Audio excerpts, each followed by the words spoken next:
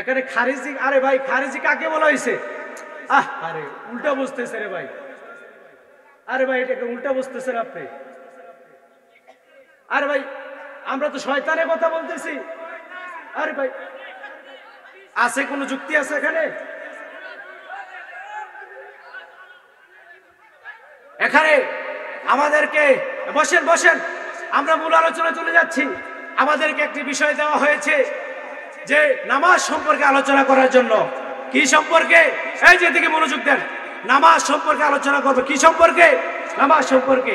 আল্লাহ রাব্বুল এই ফিতনার জামানার মধ্যে এমনও কিছু কুখ্যাত এলিমি লোক বক্তা বের হয়েছে এখন বর্তমানে, যারা নাকি আমার রাসূলের রিসালাতকে তারা কখনো বিশ্বাস করতে চায় না। কথা বলেন ঠিক না বেঠিক? এই দিগুলির জমিন থেকে ওই সকল আল্লাহর বান্দাদেরকে যারা টাইটেল লাগিয়ে, যারা মুফতি লাগিয়ে, মুহাদ্দিস লাগিয়ে, যারা আজকে বাংলার জমিনের মধ্যে বলতে চায় আল্লাহর নবীর নারে রিসালাতের স্লোগান চলবে না, যারা দিগুলির জমিন থেকে আপনাদেরকে বলতে চাই ওই সকল বান্দাদেরকে এই দেশ থেকে, বাংলার জমিন থেকে পিটিয়ে তাড়িয়ে ইন্ডিয়ার জমিনে দেওয়ার কথা বলেন ঠিক না?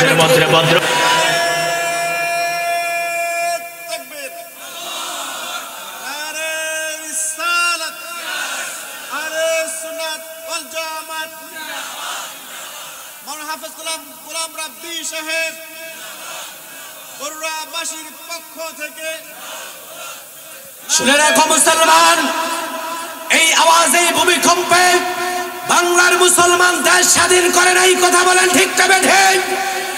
এইরকম ইসলাম দেখার জন্য, এইরকম নাস্তিকতার কথা বলার জন্য দেশ স্বাধীন করে নাই। দেশ স্বাধীন করেছি একমাত্র আল্লাহর হাবিবের, আল্লাহর রাসূলের সুন্নতকে বাংলার জমিনের মধ্যে জিন্দা করতে হবে। কথা বলেন ঠিক না বেঠিক? ওই রকম বক্তাদের ওয়াজ কখনো শোনা যাবে?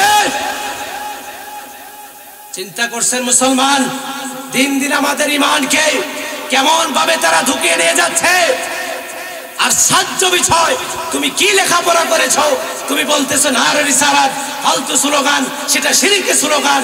তোমাকে পাইলে দ্বিগুণের মুসলমান এই বাংলাদেশ তারা করে দিবে। কথা বলেন ঠিক না বেঠিক? আল্লাহ যেখানে, রাসূল সেখানে। কথা বলেন ঠিক না বেঠিক? আল্লাহ যেখানে, তার হাবিব সেখানে। সেটা শুধু দ্বিগুণী নয়, সেটা শুধু বাংলার জমিনে নয়, সেটা আরশে মহল্লা থেকে আজকে পর্যন্ত যেখানে আল্লাহ সেখানে নবী, আজানে আল্লাহ আজানে নবী, কালেমায়ে আল্লাহ কালেমায়ে নবী। কথা বলেন ঠিক না বেঠিক? আরে মোল্লা সাহেব, কিতাবাতে কিছু গাইটা কথা বললেন, নারে রিসালাত ফালতু স্লোগান বললেন। আরে আল্লাহর পরেই তো আমার নবী। কথা বলেন ঠিক না বেঠিক? আমরা তো নবীর উপর আল্লাহকে কখনো নেই নাই, আল্লাহর পরেই আমাদের রাসূলের স্লোগান আসবে। কথা কোন ঠিক না বেঠিক? তার জন্য আমি বলে যাই, ছুটে আই শাহজালালের নির্ভীক সৈনিকেরা, খতম করো খারিজেদের চেলা চামুন্ডারা। কথা বলেন ঠিক কিনা? ছুটে আই শাহজালালের নির্ভীক সৈনিকেরা, খতম করো খারিজেদের চেলা চামুন্ডা গুলা। অলিদের পাক ভূমিতে বিপ্লবেরই মশাল জ্বালে, অলিদের পাক ভূমিতে বিপ্লবেরই মশাল জ্বালে। শাহজালালের স্বপ্ন ছিল প্রত্যেকটা ঘরে ঘরে সুন্নিয়তের আলো জ্বলবে। কথা বলেন ঠিক কিনা? ছুটে আই শাহজালালের নির্ভীক সৈনিকেরা, খতম করো খারিজিদের চেলা চামুন্ডা গুলা। সেই আলো ছড়িয়ে দিতে বিপ্লবেরই মশাল ধরে, সেই আলো ছড়িয়ে দিতে বিপ্লবেরই মশাল ধরে।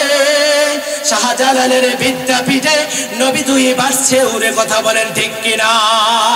তার জন্য এই দেশের মধ্যে ইসলাম এনেছেন আউলিয়ায়ে কেরাম, ইসলাম এনেছেন শাহজালাল আমিনী রহমাতুল্লাহ আলাইহি, ইসলাম এনেছেন শাহপুরানী আমিনী রহমাতুল্লাহ আলাইহি। এই বাংলাদেশটা আমার দেন, আমরা মুসলমান, আমাদের দেশ। কথা বলেন ঠিক না বেঠিক? এই দেশের মধ্যে কোন প্রকারই কিংবা আমার নবীর শান ও মান নিয়ে কথা বলবে চামড়া থাকবে না সুন্নিয়ত যতদিন পর্যন্ত জমিনে বেঁচে থাকবে 1 ইঞ্চি পরিমাণ বাংলার জমিনে কাউকে ছাড় দেওয়া হবে না। কথা বলেন ঠিক না বেটি? ভাইরা আমার, বন্ধুরা আমার, বড় আফসোসের বিষয় হয় আজকে ওয়াজের মঞ্চগুলা এমন হয়ে গিয়েছে তারা অযথা মুখ দিয়ে যা বের হয় তাই বলতেছে। কথা বলে ঠিক না বেঠে? সোচ্চার হতে হবে, সাবধান হতে হবে। ইবলিসের মতো আমলদারি দুনিয়াতে কেউ ছিল না, ইবলিসের মতো আমলওয়ালাই দুনিয়াতে কেউ ছিল না।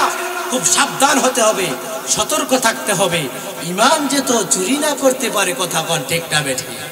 ভাইরা আমার, বন্ধুরা আমার, সেই দিকে যাচ্ছি না, আসুন মূল আলোচনার দিকে চলে যাই। আমাকে একটি বিষয় দেওয়া হয়েছে, সেই বিষয়টা আপনাদের মাঝে আমি উপস্থাপনা করতে চাই।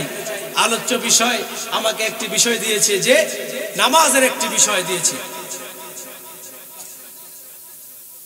নামাজের একটি বিষয় দেওয়া হয়েছে। এখানে খারিজি, আরে ভাই খারিজি কাকে বলা হয়েছে? আরে উল্টা বুঝতেছে রে ভাই, আরে ভাই এটাকে উল্টা বুঝতেছেন আপনি। আরে ভাই আমরা তো শয়তানের কথা বলতেছি। আরে ভাই আছে কোনো যুক্তি আছে এখানে? এখানে আমাদেরকে বসেন বসেন, আমরা মূল আলোচনায় চলে যাচ্ছি। আমাদেরকে একটি বিষয় দেওয়া হয়েছে যে নামাজ সম্পর্কে আলোচনা করার জন্য। কি সম্পর্কে? এই যে দিকে মনোযোগ দেন, নামাজ সম্পর্কে আলোচনা করবে। কি সম্পর্কে? নামাজ সম্পর্কে।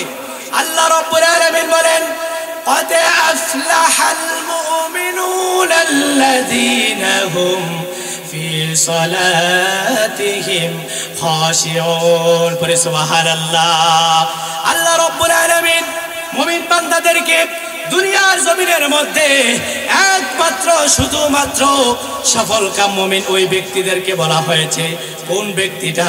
সেই ব্যক্তিরা যারা হচ্ছে قد أفلح المؤمنون الذين هم في صلاتهم خاشعون। আল্লাহ রাব্বুল আলামিন বললেন, প্রকৃতপক্ষে সফলকাম মুমিন হচ্ছে ওই ব্যক্তিটা যারা নামাজের মধ্যে বিনয়ী হয়। বলি সুবহানাল্লাহ।